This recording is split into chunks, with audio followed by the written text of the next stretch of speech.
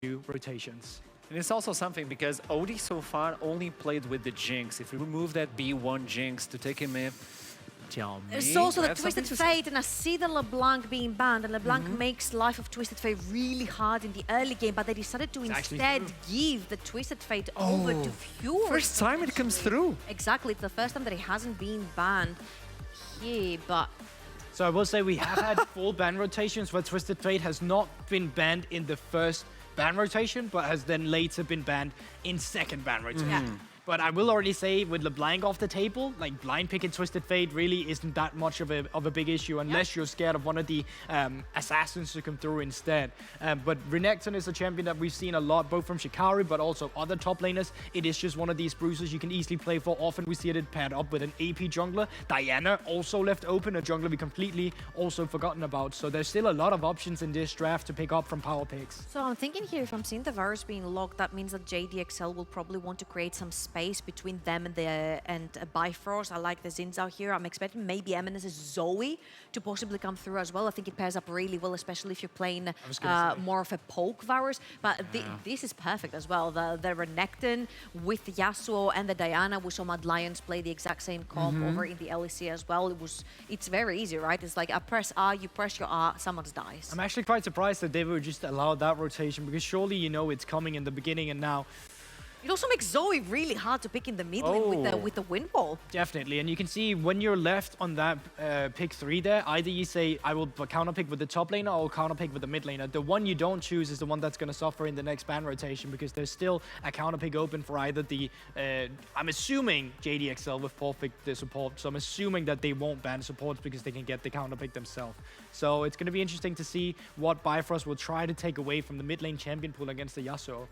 You guys think we'll have like a bot lane for both teams more utility-wise and get the focus on the top side, mid side? So I'm assuming definitely Varus is going to need someone to protect him over there, but I'm thinking Vex right here. I'm thinking Vex has to get out of the table. She makes Yasuo's life miserable. Terrible, yeah. I don't necessarily think that Bifrost cared too much about the likes of a Zoe coming through because Windwall makes it really hard for Zoe to function in the later stages of the game. But I'm thinking here, I'm like Varus, poke.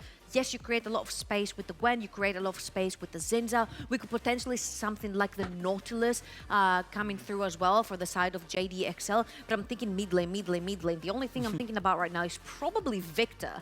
He does quite all right versus the Yasuo. He can harass the Yasuo with Q, he can push in the wave with E, and you can also create more space when the time comes and all that engage comes through.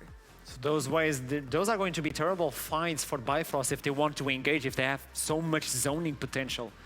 You can already see the idea of JDXL ban. Not only is the Rail one of Joel's champions he picked earlier in week 1, but also you see the Nautilus once again wish to take it back to your call, Mad Lions. When Kaiser played it, it was the Nautilus they were playing as well. It is just one of these champions that does super well together with the Yasuo, but also when you're playing against an immobile AD carry like the Varus. And right now, when looking at the support position, I'm looking at maybe it's something that can disengage or peel this Varus as well because he is quite immobile. He's going to need someone that can help him out or else he will just get shut down by the backline accident. But no, they're actually going to save the support pick. They value the bot lane so much at JDXL that they are just going to be like, you know, we already know what you're playing in the mid lane, so we're just going to be picking out lane ourselves here. But I love this. This works sort of like a cannon minus the CC that the cannon provides with the ultimate, right? Because the second they dive in, you've got the Gwen, she's immune, she can only hurt you, you can't hurt her. Vladimir can also pile up because everyone's going to be piling, right? The Diana piles in, the Yasuo piles in, the Renekton piles in. So the ultimate is going to do immense damage from the Vladimir. Yes, you might lose a Varus in the process. Oh, you'll definitely lose a Varus in the process, but hopefully you can turn it around. So this is engage. We need to go to the back line. Identity is quite clear right now from the side of Bifrost. It's all about diving in. Even your AD carry can dive in on that front, and you still have the opportunity of going AP Kaiser if you want to allow a little bit of poke in there, just because you only have one AP right now, and that is the Diana. So double AD, double AP. I mean, the different adaptive force looks good, very good right here. And JDXL coming in with a Galio to finish off their own composition. I love the Galio. I love the Galio. I think this is a, yes, we know we're going to have to sacrifice our ADC. Sorry, Zamu, like in advance from Champ Select, but I feel like if that virus is able to put down poke beforehand on the engage and people are already hurt from the side of Bifrost, then them engaging half HP into a Xin Zhao, Gwen, Vladimir, Galio combo, I think it could be very easily turned around because the 4 champions that I just mentioned are so beefy. I don't see any of them going down in just one simple wombo combo. Sorry, Samuel, like you drew the short end of the stick on that Yeah, one. I was going to say, he's definitely the one that's going to have a rough time for that one. But I think it's very much, this game is going to be very much about the solo laners, both the mid lane. How can they alleviate that pressure? Well, you have to pull, as you mentioned, up towards the top side. Gwen is immune, so how you can try and punish your mid laners or top laners when they're overextended is going to be the pressure of the junglers that we now have in this game. One team wants to get away from the action. The other team just wants to go in and get team fights. This is Bifrost versus XL. This is the first game of week 2, day 1. And now we send it over to the casters. How are you guys feeling? This is an action-packed game. This is going to be such an exciting game. The drafts are pretty crazy. I just want to get into it, honestly. Henning, how are you feeling? Yeah, I mean, the same here. I just really want to get in and see this action because when I was preparing for this, like looking at the strong champions in different regions, I was a bit worried that we might be seeing more of the passive scaling style, like Corki versus Victor in the mid lane, just sitting back, and then they just pick, like Bifrost just throwing in the Renekton, Diana, Yasuo as the first 3 picks. I mean, I love this. I mean, there might be some of that scaling nonsense later on. We have seen that a little bit, but we are into game for the first game of week 2. Bifrost versus coming up against JDXL. Really, really hyped, exciting. Is there a composition that you prefer? We know what the desk thinks, but what do you think, Henning? I think the Galio pick rounds it out really well for XL. They've got some really like nice abilities to neuter the engage that Bifrost can throw in with the Galio, with the Vladimir pool, the Gwen is immune. So they do have all those tools. What I'm a bit worried about for XL is that they're lacking sort of the pressure early on.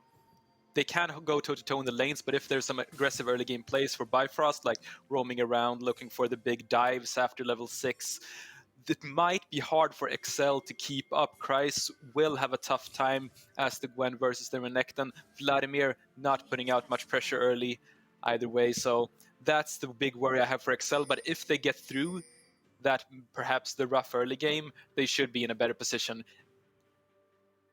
I mean, having a lot of talent on their roster as well, we're going to have to keep our eyes on how they want to play these lane phases, because I think the devs put it really well when they were saying they were kind of struggling to find a matchup to highlight, because they're all matchups that you can highlight. Shikai gets yeah, and look a at little this. bit, but Duel looking, double knockup. Zamalek takes the Ignite, has to flash over the wall. Kickers being followed up, should be able to wander away, but that's heal and flash burn from Varus, who's already the sacrificial lamb in this comp.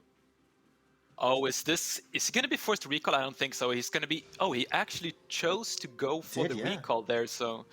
I was thought maybe he was going to be staying, but he's going to be missing a lot of CS here, and if he gets behind, there's no summoner spells. I mean, Diana, not the strongest early game gankers, but after level 6, they could definitely look for some dives here, and a Varus that's far behind could be rough for him. It's likely to be difficult, and Ashley Fury needs to be a little bit careful himself, taking a unfortunate trade in the mid lane against Eminez, who's a player who we've seen play so well in week 1. Yes, there's a one-on-one, but getting so many solo kills and having such a strong performance. Now on the Vladimir, which is something we don't see super often, but as you say, if he can survive through this lane against Fury, which early doors suggests it looks pretty good, that he could be a massive fulcrum for this team moving forward. Yeah, I said something about him not having too much pressure early on, but maybe I should add that that's based on old Vladimir, on how Vladimir used to work, because we've not been seeing him that much in competitive. And that old Vladimir, we're looking at sort of level 7, level 9, when you're really getting your Q cooldown pretty low. That's when you can go for the big lane pressure and then sustain up the harass that you're taking. But as it's looking so far, level 2 Vladimir sort of chunking out this Yasuo, and Eminez is looking really comfortable right now. But Dan might be looking for something here. Not spotted on any wards, I believe. Yeah, it looks like he's coming in secret. Odie and Duel going to be in a lot of trouble. The Galio gets the engage. Double taunt on is really nice, and this should just be fish in a barrel. Odie burning. Odie goes down. First blood going over to Zamalek. Yeah, it's just a solid gank from Dan there, able to path around really well, not being spotted out by any wards on the bottom side of the map. Also, Odie, having used the cleanse, chose not to flash. Not sure if he would have been able to flash away from some part of the combination of skills, but look at this. Dan coming in completely out of vision, and there's a beautiful CC chain. I think if Odie flashes immediately, he's still dead, so it's probably a good choice not to use that summoner spell and instead save it for any rainy days that could be coming up. Yeah, saving it up. Good discipline just to hold on to that one, not using it Ooh, kick it. Level excessively. 2 roam. He's thinking about coming in towards Shikari on the top side, the unkillable top laner right now, but Shikari level 4 on Renekton shouldn't be in too much worry if Kikis is going to come in at level 2. Hasn't got the ultimate, hasn't really got that many tools, and maybe just protected for a dive. Yeah, could be expecting that to come in, leaving the Varus alone in the bottom lane. Looks to be quite fine here. I mean, Varus can farm from long range with those Qs, being able to throw that out. So Zamalek looks to be fine here. And yes, Kikis is missing a lot of XP, so he will be behind on that. But that also means that Zamalek is able to pick up solo XP for quite a while. So he's catching up from that CS that he missed after the level 1 play. It's also even CS with Odie, even though he was forced to recall at level 1. So Zamalek is back in the game. Kikis is slightly behind, but I don't think that's going to matter too much. No, it shouldn't be too much of a problem on the Galio. And of course, dying Odie had to walk back to lane as well, which is why things are looking pretty nice. But Duel and Odie are thinking about trying to get an engage on a little bit of poke onto Kikis, but couldn't find Zamalek overextending, which is probably the target that they wanted. But 5 minutes into this one, things have been looking pretty good for JDXL. But that being said, is the fact that the solo lanes have been a little bit quieter good for JDXL? Because we mentioned how they kind of just want to survive through it, and it seems they're doing quite a good job of that. As actually in the top lane, bit of a scuffle, but nothing too much.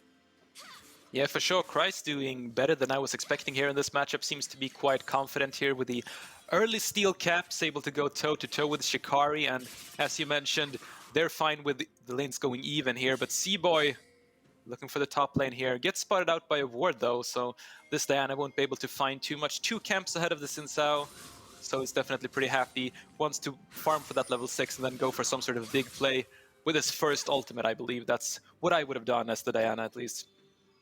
And when you've got the Yasuo in the mid lane, you've got Renekton in the top lane, you've got decent lanes to gank for if you've got the ultimate available. But now the top lanes have ultimate available. Shikari's just holding on, getting the damage and getting the solo kill into Cry. He's going to try and catch up with Mnez. 1 to the good. Oh, that's a bit weird. I mean, I was honestly expecting more from Kreis. You're such an experienced, strong top laner. You should be able to know the damage points like in these really common matchups. I mean, you are the one choosing to play Gwen into the Renekton. You can pick any champion that you want, with Renekton being first picks. Goes for the Gwen, goes for the big all-in, and just isn't even really close to winning it. So Kreis with a bit of a mistake there. Hopefully he can bounce back from that. Fury not interested in being caught out by Kikis and just hanging around the top side. Doesn't have great vision on the bot side. It's actually completely owned by JDXL. All of the river is lit up by them, but Duel's going to look towards Zamalek, forcing the flash out of the forest, and actually going to take a little bit of poke on the way out as well, but should be okay just to survive. Guardian taking up the rest of the damage, and C-Boy going to be moving in, looking potentially to get a gank off. He has that level 6 that we talked about, so if there's an engaged follow-up from Duel, this could be pretty nice. C-Boy thinking about trying to look for something, but Zamalek might be a little bit too far away, and Galio puts up the wall, and they both walk out. Yeah, what we've been seeing, the junglers here, is some different priorities. With Dan prioritizing the Ocean Dragon and securing that early objective for his team, while C-Boy's been farming to get a faster level 6 and then looking for plays with the ulti, but not able to find a play. Will Dan be able to? Ooh, he's got the ultimate available. He could try and dive in and get the 2v1, but Shikari's just going to slice, doesn't need the dice, and then the bot side taunt landing onto Duel. Odie going to be poking back a little bit, not too much damage flying either way, but with no junglers in sight, the fight bot dissipates. Yeah, and sort of passive so far, and especially with the early Ocean Dragon going over to JDXL, I'm liking their position right now. I mean, the early Ocean Dragon is going to help so much. It's for sure the best early game dragon to get if you're able to get it really early, and I think Dan was level 5 when he secured it, so that's going to give his laners actually so much more security and sustain. And speaking of sustain, this Vladimir is going to, especially with the Ocean Dragon, I mean, he's going to be full HP all the time, pretty much. And he's having such a great time in that mid lane. We've got Bifrost starting up the Rift Herald, but both teams have numbers around the area. So Shikari and C-Boy need to be a little bit careful. Cry's coming in for the collapse. They might be caught between a rock and a hard place. The engage coming up through there. The ultimate will land. Yasuo getting some decent damage down and they get the first kill of the fight. Kickers will fall as well as Cry's trying to run, trying to get away, but now looks to turn it around. C-Boy going low, has the shield, but will get deleted by the Vladimir. It's going to be 2 kills to 1. Rift Herald went down in there as well. Oh, Shikari's looking for it? Oh no, he's still looking for it, but it's actually Fury who picked up the objective. 2 for 1 on kills and objective secured. Yeah, that was a really nice wombo combo for Bifrost, getting this big engage with Renekton and Diana Yasuo on top of each other. So as we'll take a look at the replay, we can see that everyone is coming in for this fight, but JDXL is slower. Varus is catching mid, and for some reason Vladimir runs towards the fight, then runs back towards the mid lane, and then goes to the fight again. So he's here far too late.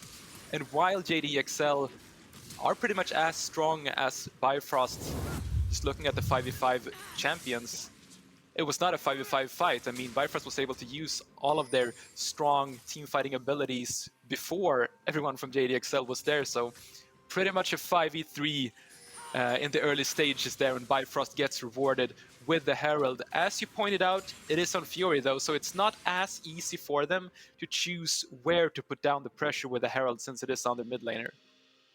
Absolutely, and this is what we see a little bit in NLC, where teams will give the Herald to a solo laner so that they can have the value out of it fully themselves, not sharing it with their junglers. This time around, it was just a case of someone needs to pick this up before we all get murdered by JDXL. So Fury happy to secure that one, but whether he'll just drop it down in his own lane or will try and get a robe going, he has ultimate available, so does C-Boy. They could look to try and do a nasty gank bot on top if they're looking at it, but this is the power of what we saw from that combination. You mentioned it yourself, Renekton, Diana, Yasuo, such a lethal triple in that last fight, and hopefully for Bifrost, they'll be able to pick up a couple more like that. And getting a couple of kills on Yasuo, has this made things look a little bit brighter for Bifrost?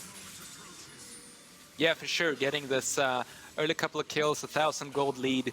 They have bought themselves a bit of a lead, getting themselves a bit more time. But I mean, if I'm in Bifrost's shoes, I'm thinking that we should keep the pressure up. We should try to make plays with C-Boy and Duel, and that's exactly what's happening. C-Boy getting played onto. There's the ultimate coming on through, and Rakan trying to follow up. Dan is in trouble. Everyone's getting into his area of effect, and there is the kill. C-Boy picking up his first of the game. Are they gonna be able to transition into something though? They got the kill there, but yo, Vladimir defending his own tower really well right there. Might be looking to keep fighting on the bottom side as well as the top side. Crazy! He's going low. Shikari still unkilled, but will he go down now? No, he won't. He survives with the dominance, picks up the kill as well. You can't take this man down. Oh, the last second heal, or was it even a level up? I'm not entirely sure, but Shikari just living with a sliver of HP, and this is really painful for my countryman up in the top lane there. Crazy 0 and 2, getting solo killed twice in 11 minutes. Here's the Hex Flash from Kickers though. Ooh, nice talk coming off you. Fury might not be so lucky to survive. He will not. Kickers wanders away. It's as simple as that. Really well executed from JDXL. They knew that Bifrost had just recalled with their jungle and support duo, so they were not on the map, and Kickers knows, okay, I have a short timing window, I can go for setting up a play, and with the Galio, with the CC chain, there's a lot of just keeping Fury stuck pretty much, and then comes the damage from the Vladimir. Here's the earlier play though, where you can see C-Boy is actually pretty hard to take down with all of his shields coming in, and then the combo with the Diana and Yasuo ulti, getting the kill right there. In the top lane though, Crazy and Shikari, I mean, I gotta admit that I'm not too big of an expert in this matchup, but it just seems like Shikari is slicing him down. I mean, and there's not too much to say. The Renekton is just playing it well. He's utilizing all of the heals and some nice combinations with the CC and all of the healing coming in from the ulti as well. And a third replay. Wow, our observers are really smurfing it right now. 3 replays in a row, and this is just a solid. All the CC coming in from Kickers and then all the damage from MNS. A bit weird that MNS was not the one tanking, since you can just drop the aggro with the Vladimir W, but did not end up mattering because Fury did not have the backup from his teammates there. We saw the second dragon going over to Bifrost during those replays, and it's an Infernal Ref to start us up in week 2. But I'm really excited. This game has looked really, really fun so far, and all of the teams are playing, both teams are playing well, right? It's not a case of there's been big mistakes from one side or another. There have been little things that haven't been optimal, but by and large, all the proactive plays are coming off for the two teams. So it's a question of who's going to make the next big proactive play. It could be Kickers actually, as Duel misses the engage, as Gallia moving back towards the bottom side.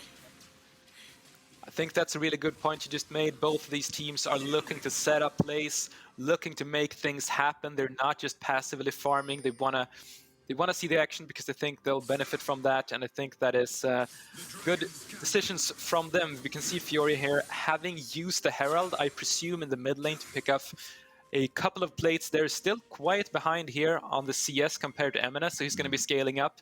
And the reason that it's really important to be watching the solo laners here and how strong they are compared to each other is that I think both of these teams are looking for the 1-3-1 going into the mid game. Throwing the Yasuo and Renekton in the side lanes if you're Bifrost, and then if you're JDXL, you want Vladimir and Gwen in the sides. The question is who's going to be matching up with who, and who's going to be winning those 1v1 scenarios, and what factor is the Galio ulti going to play, because that's the semi-global. Speaking of the Galio ulti, here we have a fight. Yes, just come in. Kickers needs to be a little bit careful. Zamalek's turned up, gets the root down. Seaboy will fall, and they manage to lock up Shikari, chasing him down as well, but he will be able to get away this time around. Now support is coming on through. Duel misses the knock-up onto everyone, though, and he's going to go down for the double kill. Odie has to flash away, though, as this is a complete and utter rout. Odie running to the wind down river. Shikari's made his way out, still unkilled, but Bifrost, they lose 3 members in a nightmarish manner, and they're going to lose Rift Tower as well. Odie might still make it 4, though. Running towards the tower, will be able to hold away, but still get taunted up. And there's MNS to pick up the kill. JDXL turn on the style and pick up a big lead. What a fight! 4 kills, or maybe 3 kills actually going over to Zamalek, so he's really big on the Varus right now. 4-0 on him, 3-0 onto MNS in the mid lane. But look at this Galio. This is why this pick is so brilliant. Kick is forcing them all to run away, which means that Dan can survive through all that fight. And then it's just Zamalek cleaning this up. And with the Varus passive, it's not a reset, but when you get a kill, you get a lot of increased attack speed, which means that once you've gotten 1 kill, you can just keep shooting your bow and arrow, getting all of those kills. So 3 going over to him, 1 going over to MNS, and JDXL are looking to be in a solid position right now. I do like where they're at the moment. Yeah, they put themselves into a nice stance from a little bit behind to a little bit ahead, about 1,000 as we hit the 16-minute mark. Bifrost need to find a solution because their re-engage in that fight was pretty poor, to be honest. Duel missing absolutely everyone with the knock-up and not really being on the same page with the rest of the team that were in full retreat at the time. Bifrost might have just given themselves a much harder challenge with MNS. 3 kills, 4 kills on Zamalek, 3 of them picked up in that last fight. Members coming online. Look at the items as well. Things could be a little bit rough in the next couple of minutes. I think Bifrost, there is the Chain of Corruption looking for the play, almost gets it. Cute combination there with the Gale Force together with the Varus ulti, trying to set up the plays. Now, but speaking of the fights that we've been seeing, Bifrost has a lot of burst damage and CC with a Rakan engage followed up by a Diana ulti on several people and then a Yasuo ult. That is what we define as a wombo combo. But other than that, we don't have that. Oh, well, might have to hold my tongue here. Shikari grabs the Dominus, is looking to try and get back towards his tower, but could this be his first death? Dan is looking to take him down. Eminez with the ultimate should be enough to pop the crocodile, and there he goes. 3rd game in and Shikari falls. Lot of healing there with the Gore Drinker and the Q when you've stacked up the Fury, but not enough to live through MNS. And this Vladimir pick is really working out well. I mean, he's been pressuring Yasuo like the entire laning phase. I'm not sure how much this is MNS being the stronger player. If he even is the stronger player, or if it's just Vladimir being a really good champion in this matchup. But this is a pick we've not been seeing that much. But after seeing MNS piloting the Vladimir here, I mean, I'm expecting to see more of it. It looks really strong. It looks like a very, very strong matchup in the mid lane. You can see why they were so comfortable picking this one up and leaving the support as their counter going into it, because they said, we already saw your mid laner, we know the solution to it, we know how Eminez can run this matchup, and he's definitely doing so right now. Infernal Dragon has flown down onto the Rift, all hanging on the side, though we can see a full fight as JDXL feel confident in taking this one. Teleport coming on through from Shikari, so it will be a 5v5 when he's in the mix. Squared over the back a bit, though. They've managed to catch out the jungler, and the damage coming on through. Seaboy has to jump away. His ult's no longer available either, as Bifrost might have to look to make their excuses and leave towards the bot side. The Dragon's been picked up. Seaboy's dove in, but he's gone in a little bit too early. Will be able to steal the Dragon, but will fall for his sins. It's one for Dragon, and Bifrost get away. Yeah, that was them. I mean, they're getting away with robbery right there. Seaboy being able to jump back into the pit. Actually, I think he flashed back into the pit and then got the smite fight there, winning the 50-50. Fight continuing, though. I don't know if this is a good one that Bifrost wanted. I think they've agreed with me, backing away, trying to get the brush bait, but really don't want to catch anything. Okay, so looking at the fight before there, I mean, I've been criticizing Cryzy quite a bit in this game. I mean, he wasn't playing too well in the laning phase, but that was a really nice TP. He was TPing on the ward where Dan is right now. Oh, this is the dive, though. Oh, Shikari goes low. Where's the snipe? There it is. Zamalek picks up another 6 kills on the Varus, and they can continue the siege. Wow, he's looking so strong right now. Zamalek's the carry. There's nothing that's too threatening for him to deal with in the enemy front line. The Renekton is going to be sort of tanky with a Sterak's Gore Drinker, but you can tear through that if you're a 6-0 Varus with a lethal tempo, this sort of auto-attack based build. Not the lethality one. You're able to kill tanks pretty dang well, and Zamalek is going to be having a field day this game. I think if Bifrost are to win these fights, it's got to come down to somehow Duel, I think, finding Zamalek. Oh! Eminez, the That's king of the solo kill, does it again. Bolo. Does it again. He's just so great at knowing the damage limits. For sure, when you're stacking up that third Q on Vladimir that deals extra damage, and then he's just used that entire no, he didn't even use the ultimate, I think. I think that was EQ Ignite. No Ignite, no Proto Belt. That was EQ Proto Belt, pretty much. Just one-shot the Kai'Sa. Looks pretty strong. No. And now he's got the Sonius as well. Sides. That's definitely for sure. The problem. Because Odie was a player who played really, really well in week number 1 on the Jinx, and now he's on the Kai'Sa, and 0-3-3, 40 farm down. It's not been the most fun interactive gameplay experience for him. Gonna have to try and find his way back in. Of course, Bifrost want to be playing off these big ultimates and these big teamfight combinations, and Kai'Sa's kind of the standout, not really involved, but can still bundle forward choice. What do you want to see Bifrost do in this situation? Because right now it feels like they're just hemorrhaging advantages and hemorrhaging ground. They're trying to throw out the 1-3-1 here with Yasuo and Renekton in the side lanes. Not sure how well that's going to work. I think the play to go for is just to try to find a pick. You have the opportunities, like you have all the tools in the toolbox to be able to make that happen, but it's going to be down to Jewel on this Rakan and the entire team to control vision in their own jungle, sweeping it out, and then maybe waiting for JDXL to overcommit. Speaking of an overcommit, though, might be Bifrost who got too deep. Fury trying to get away. The shield has been popped. He's taking so much damage, but we'll be able to stumble away for now. At least dive forward from Dan, but he can't get the kill either. Seaboy is going to be waited on so that they can both get away. Shikari dives on the Crysis, tries to stop him getting involved, and they will be able to do so. Seaboy gets the shield and has to dash away, but Kickers goes low. He's actually going to go down. They overextended just a tad, and Bifrost actually win out on that fight. Did they, though? Eminez on the side. He's going to try and go in for it, but there's the combo. There's the shutdown. Going in onto Fury. Dan going to be chased away. But he's looking like there's high health bar. Zamalek going to strike back, but it looks like Bifrost happy with the 2 they've gained, and they're going to back off. And something I thought about the team comp from JDXL earlier on is that they can't really engage, like, ever. They don't have the tools to make a pick of their own and try to, like, set up the fight themselves. They just have to be calm and collected in this 1-3-1. Since they're winning the side lanes, I mean, that's going to be fine. And then you have all the disengage and dodging abilities in the world when Bifrost engages on you. But instead they try to go for the engage themselves. Kikis channels the taunt in a bush, I think. That's how they started the fight. And in the end, sort of gets a little bit punished at least. Not too bad for them, but definitely good for Bifrost coming back a bit in this game.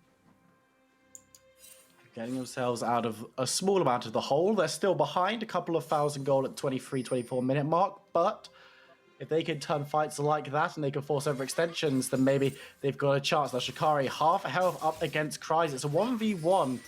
But Shikari now doesn't feel so confident in the matchup. Going to be backing away. And of course, Gwen, we talked about getting a couple of items coming online, is almost at that 2-item mark. And C-Boy going to be roosted up, goes golden duel using the ultimate. Looking for the engage, finds Zamalek and follows through Odie. But now Zamalek's the statue as C-Boy moves on forward, misses the ultimate onto the rise. Varus, who will be able to move away. Odie gets the first kill in the fight. C-Boy in the backline will be able to assassinate Zamalek before going down as Shikari teleports in. Dragon on the map. Both teams can fight over it. But again, Bifrost win the fight 2-1. Eminez looking like he wants to re-engage. You know, Dan on the side could look to do the same thing. Kryze picking up the blue buff, as it looks like Dan is going to be the one to pull the trigger. Duel diving on forward, but now Fury's left alone with Eminez in the mid lane, and Bifrost needs to back away. Fury diving on through, taking a lot of damage. The ultimate has popped. He needs to try and get some sustain, some healing, but he will not be able to as Eminez picks up the kill. Now Kryze on the other side is pushing members of Bifrost away. The objective is theirs as JDXL take the fight.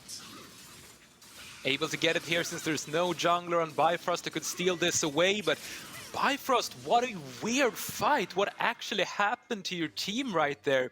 You were in a 4 versus 3 scenario where you had all the control, you had the vision control in the bushes, you were able to play that out a lot better than what happened with Fury going down, I believe. But this might be the Baron. JDXL is going to be starting that out with C-Boy actually making his way in here, so could be this might fight if they want to challenge it, but I'm not sure if they do. I think it's going to go down too quickly. Kikis is being the bouncer and doing an excellent job at it. Is Galio not going to be able to let anyone through? And that's the secure from JDXL. Duel tries in vain to go in, but now he's going to try and get away, speeding up C-Boy and himself to try and escape. Will be able to do so. So Bifrost don't lose any members, but JDXL have Baron on 5. Yeah, and Baron with a 1-3-1 comp that's ahead. That's really, really hard to deal with. I mean, I think you just throw the Vlad and the Gwen in the side lanes right here to buff up all of those minions in all 3 lanes. And what can Bifrost really do? It's going to be really hard for them to play against that if that is the play that JDXL wants to set up here. I think that's what they should go for. See if they follow your advice or if they go for something a little bit different. Fury and C-Boy on the bot side. Odie coming down as well. Bifrost just wanting to start forcing in some objectives. Pushing where Baron is not will allow them to take a couple of bricks down. But things feeling pretty tense from them right now as JDXL look to have control over the whole map. Sending members back. Bifrost looking to get into that inner tower. And actually if they can grab 2 here, that's quite a nice return. Yeah, for sure. I think Bifrost is just going to be giving up all the towers up until their own base and say that we're going to make our last stand at our inhibitor tower. And if you're able to pick up 2 towers for free before that, I mean, that's just a lot of gold going into your pockets. And there have been some big items coming in right now. Kai's build just unlocked with the finishing of the Muramana and the Nashor's Tooth. And we also had Infinity Edge for Fury. So a couple of big items just came in for Bifrost. They are still behind, but they could definitely win a fight here if they played well, and especially if they're able to catch out Zamalek, who does have the Sonias though, so it might be a bit hard to catch him because of that.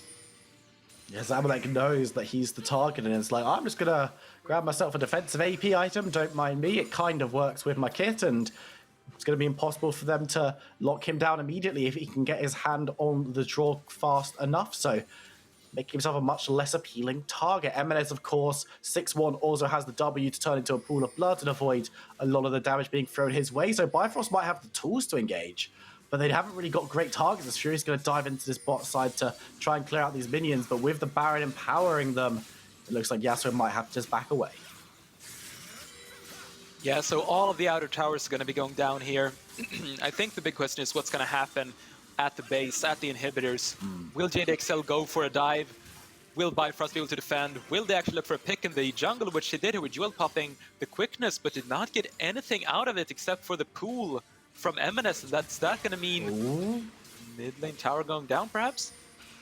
Kikis was thinking about it. Shikari was able to dive away. The only one taking the taunt and does manage to survive, but looks like JDXL have moved all their members mid, keeping this cannon alive and chipping down towards this mid tower. The wave clear is not super long range from Bifrost, so they might struggle to break this one unless they go for an all-in engage. Seaboy throwing it through, but there's the Baron falling off. They keep their towers for a second longer, but Kryze is going there. There's the engage coming up through. They know that a member isn't there, and the damage is coming thick and fast, but no kills just yet. There's the first one of the fight. It's Odie dives in to try and get involved, but Vladimir takes him out of the fight effectively, and Bifrost are just melted through. Gwen and Vladimir finally online. Duel is the last one standing, but he gets cut to ribbons, and it's gonna be JDXL taking themselves to a positive win rate and taking down Bifrost. JDXL really making this comp work, playing it really, really well. I mean, I don't think you can see my cam right now, but I'm taking my imaginary hat off for Bifrost. I think that was a great attempt, trying to defend their own base, getting the flash engage with the Diana and Yasuo ulti on 3 people. That is pretty much as good of a fight as you can realistically be hoping for when trying to defend your own base, but in the end, JDXL too dang strong. They've shown that, and now members are coming out to defend, so Bifrost looking to try and put some damage in, but I don't know if they're going to be able to do so. There's 3 members there, but JDXL, they're going to be piled onto by Bifrost. The Nexus is certainly low, but Seaboy's going to be able to get another. Mnez is still alive. Can they take him down before he takes the Nexus? Yes, they can! Bifrost hold on! Odie grabs a triple. We thought they were down and out, but they're still in the game. Wow, what is this, Viperoon? I was sure the game was about to end. I mean, the first thing that comes into my mind, which is maybe why I'm not actually playing in these sort of big stake tournaments, is, okay, how could JDXL do a cheesy backdoor and finish off the Nexus? But I don't think they have any really good ways of doing so. There is a TP on Kryze. Look at this. There is the engage from Bifrost, which is pretty much like the best they can hope for. They're layering everything on top of each other, with Odie jumping in on the Kai'Sa as well. But in the end, JDXL are just too tanky. Kryze, MNS, I mean, they are not going to be going down here. There's no great tank killing on the side of Bifrost either. Look at the towers here. This is got to be really, really close towards the end here. Oh, MNS going for the pool, survives for a while, but that is really close. I think that's like 500 HP or maybe even less on that Nexus. Wow. There is a ward. A dream. Yeah, for sure. There is a ward on the Nexus, and Kryze has the teleport, but you have to see all members of Bifrost outside of the base in order to go for that, and I don't think Bifrost is gonna let that happen. They keep eyes on the minimap though, because you talked about cheesy ways of backdooring. That would certainly equate to one of those. And if they commit, Bifrost commit all 5 members, as you say, the Gwen does a decent amount of damage in quite a rapid succession. Could look to take the Nexus down, but Bifrost are committing members forward. Shikari moving back towards the base, maybe smelling something is up with that long. Oh, there's the teleport coming up through. Keep your eyes on Kryze. He's going to the base. Will anyone be able to get back and stop him? Shikari is running. Well, it's just going to be the Gwen cutting the Nexus to shreds, and that's the win for JDXL. Wow, the modern day Xpeke. Kryze on the Gwen being able to finish that off in style. I like it. You can also blame Bifrost for showing 5 people on the map outside of their own base, which you're not really supposed to do, but in the end, really well played from JDXL from start to finish, and gotta say you love the style that game ended in. You say that the reason you're not playing in these tournaments is because you go for the cheesy backdoors, but I mean, if JDXL want to do it, maybe there's still a chance, but they just look so great. And Bifrost, fair play to them, I think they had a decent performance. A couple of them did really well. Seaboy, I think, had a very good game. Fury, I think, was very good. But we're going to have to throw to a break now. When we come back, it's going to be the analyst desk breaking down that game and grabbing a couple of interviews. So don't go anywhere. We'll see you in a few minutes.